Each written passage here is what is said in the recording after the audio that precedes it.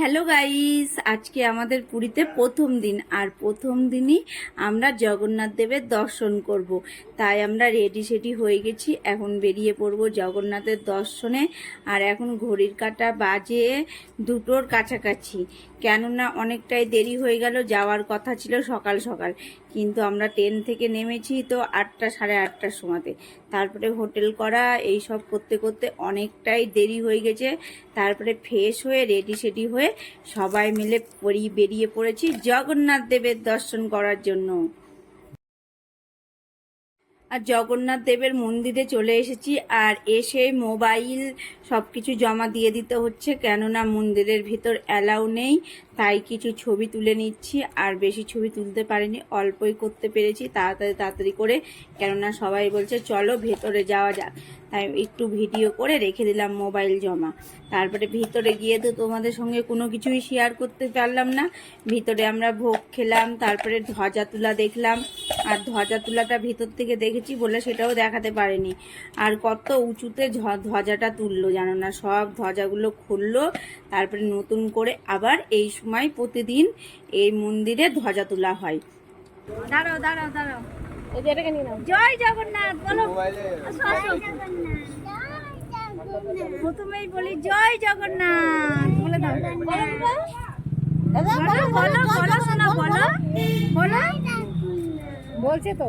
মন্দিরের ভিতর ঢুকে মন্দিরের ভিতর একটা অন্যরকম শান্তি, চারিদিকে ঘুরে ঘুরে দেখলাম। আর মন্দিরের ভিতর ঢুকে যেন এত সুন্দর একটা হাওয়া দিচ্ছিল না, শরীরটা মনে হচ্ছে শীতল হয়ে গেল, গরমকাল বোঝাই যাচ্ছিল না, এত সুন্দর। বলে না জগন্নাথ দেবের দর্শন পাওয়া ভাগ্যের ব্যাপার।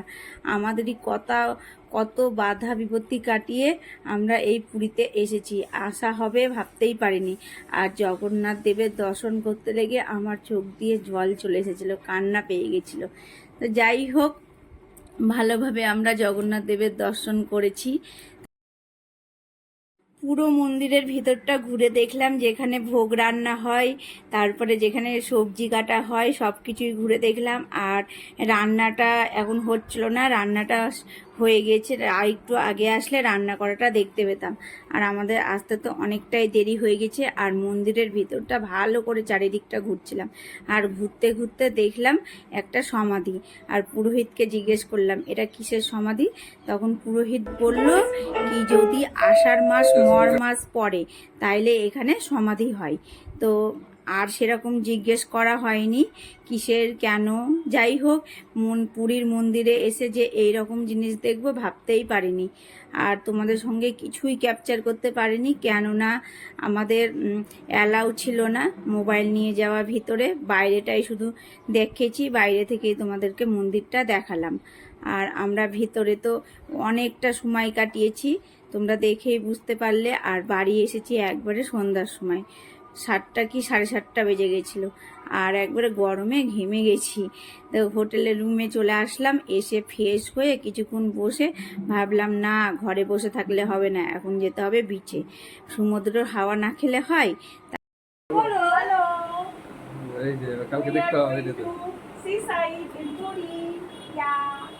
কত পুরস্কার লাগে দেখতে, কালো লাগে দেখতে। দেখো কি হয়েছে গো, ওষুধ টষুধ লেগে 12টা বেজে গেছে। ওষুধ তো পড়ে গেছে। হ্যাঁ, তুমি ওইখানেই তো পড়েছো দেখছি। তো গাইস, এইরকম রেডি সেডি হয়েছি আজকে। আর বুঝতেই পারছো আজকে অনেকটা পরিশ্রম হয়েছে, সকাল থেকে এই সবই করছি, যাওয়া আসা, একটু রেস্ট নিইনি, বিছানাতে বসেই নেই।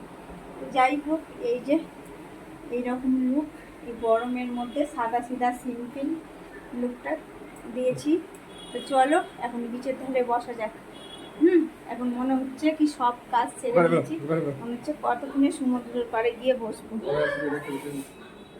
এই দেখো সব রেডি সেডি হয়েছে।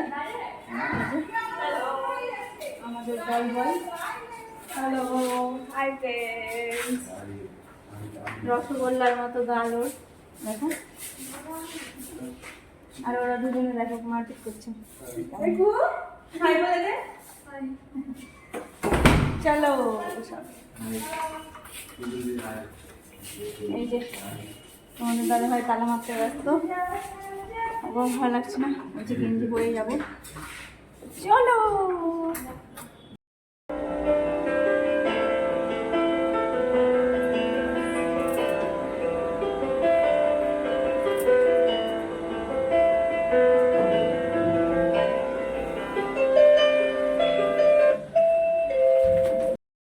এখন শুধু মনটা চাইছে কখন যাব সমুদ্রর আর রাত্রের ডাকটা শুনবো। সমুদ্রর রাত্রের ডাক শুনতে কিন্তু খুব ভালো লাগে, তাই না? আর আমরা ভাবছিলাম জানো কি, পুরীতে মনে হয় সেরকম লোকজন হবে না, অল্প স্বল্পই হবে এই গরমের মধ্যে। কিন্তু না, ভুল ভেবেছি। বাপরে ভিড়, চারিদিকে লোক আর লোক। এর আগে এসেছিলাম তো এত ভিড় ছিল না, এবার কিন্তু প্রচণ্ড ভিড় হয়েছে। আর সবাই বলে না কি গরমকালে যাও পাহাড়ে আর অন্য সময় এসো সমুদ্রেই, কিন্তু এটা ভুল কথা। গরমকালে এসে দেখো গাইস সমুদ্রেই দারুণ, কিন্তু গরম একটুও লাগছে না, ভালোই লাগছে। সমুদ্রের যত সুন্দর হাওয়া না, কি বলবো, খুব খুব ভালো লাগছে। আর আমরা বিচে এসে চেয়ার ভাড়া করে নিলাম। আর এর আগের বার যখন চেয়ার ভাড়া করেছিলাম, দুটো মনে হয় 40 টাকা না 50 টাকা নিয়েছিল, আর এবার চাইছে 60 টাকা। বেশি বাড়েনি, 10 টাকা মতো বেড়েছে। তাও তোমাদের দাদা ভাই আবার বলল কি 50 টাকা নাও। 1 ঘন্টাতে 50 টাকা নিয়েছিল দুইজনের। আর দুপুরে তো বসলে ছাতার তলায়, ওটা আবার 1 ঘন্টা 100 টাকা। বুঝতেই পারছো, দাম দর না করলে এরকমই ঠকে যেতাম। তো যাই হোক, বাঙালি আছি, একটু দাম দর তো করতেই হবে। আর এই দেখো মার্কেটের, তোমাদেরকে ভালো করে ঘুরিয়ে দেখাচ্ছি। মার্কেটে সব কিছুই বসেছে। আর এখানে তো শাড়ির, জানোই পুরী আসলে শাড়ি দেখতে খুব ভালো লাগে। শাড়িগুলো এত সুন্দর করে ওরা টাঙিয়ে রাখে না, খুব খুব ভালো লাগে। আর মন চাই কি নিয়ে নিই, কিন্তু নিইনি। আজকে প্রথম দিন, আজকে নিলে হবে বলো তো? আজকে আগে সমুদ্রের ডাক শুনবো, তারপরে অন্য কিছু। আর সমুদ্রের ধারে বসে চেয়ারে তারপরে খেয়ে নিলাম মদনমোহন। মদনমোহন খেতে কিন্তু এখানকার বেশ ভালোই লাগে।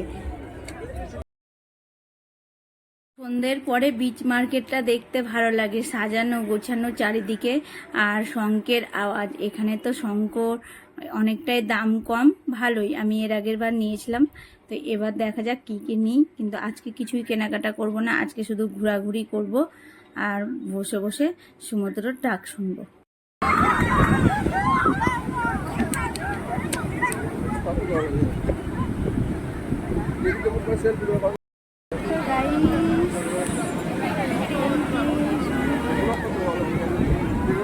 যেখানেই যাই না কেন মনে হয় কি একটু মুড়ি টুড়ি খাই। আর এই দেখো মশলা মুড়ি চলে এসেছে, খুঁজেই বের করলাম, ওই সাইডে ছিল মুড়িওয়ালা কাকুটা। তো ডাকলাম, তো বললাম ভালো করে মাখে, তারপরে ঝাল ঝাল করে দিয়ে ভালো করে মাখিয়ে দিল। আর মুড়ি খেতে খেতে সমুদ্র দেখছি। আর চলে এসেছে উট। আর উটগুলার কি কষ্ট না, মুখটা বেঁধে রাখে, এই দেখে আমার একটু মনটা খারাপ। আর আমি পাটা ভিজিয়ে নিচ্ছি সমুদ্রের জলে, আর ভালো লাগছে জানো, খুব খুব ভালো লাগে। সবাইকেই ভালো লাগে তার জন্য না। আর অনেকটা সময় এইভাবেই সমুদ্রের সঙ্গে খেলা করলাম বলতে পারো। তো বালিতে হাঁটছি, একটা অন্যরকম ফিল হচ্ছে আর খুব ভালো লাগছে। কি কি মিষ্টি আছে তোমার কাছে দেখি? ছানার গজা আছে। হ্যাঁ, শেষ হয়ে গেছে এটা। না চিমটা আছে। শুধু মদনমোহন খাও। না না রসগোল্লা আছে। দেখছি, ও রসগোল্লা খাবো না। না মদনমোহন আছে। হ্যাঁ, এটাই খাবো।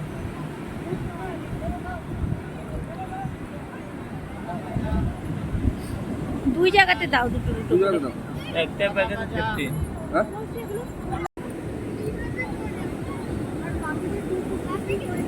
জলে এত বড় বড় ঢেউ দিচ্ছে না, আমার নিচের লেগিংসটা ভিজেই গেল পা ভিজাতে ভিজাতে। তো ভালোই হয়েছে, ভালোই লাগলো। আর অনেকজন তো 2-1জন রাত্রে তাও স্নান করছে। মনে হয় আজকে ওরা ট্রেন থেকে নামলো, ওদের হোটেল খুঁজতে গেছে। অনেক লোক, মানে ওরা যতজন মিলে এসেছে সবাই এক জড়ো হয়ে বসে আছে। আর 2-1টা লোক সমুদ্রে স্নান করতে চলে গেল, দেখছি ওখানে বসে বসে স্নান করছে। তো ওদেরকে দেখে কিন্তু ভালো লাগছে, ওরা কিন্তু মিস করলো না। আজকে আমরা কিন্তু স্নান করিনি, আমরা মিস করে দিয়েছি। কিন্তু কালকে স্নান করা চাই, কালকে সকাল সকালই চলে আসবো ভাবছি সমুদ্র দেখতে। কেননা সূর্য উদয়টা দেখার ইচ্ছা আছে। ঘুম থেকে উঠতে পারলে তাড়াতাড়ি আসবো, ভোর ভোর সূর্য উদয়টা দেখবো, তারপরে পা ভিজাবো, তারপরে কিছুক্ষণ পরে আসবো স্নান করতে।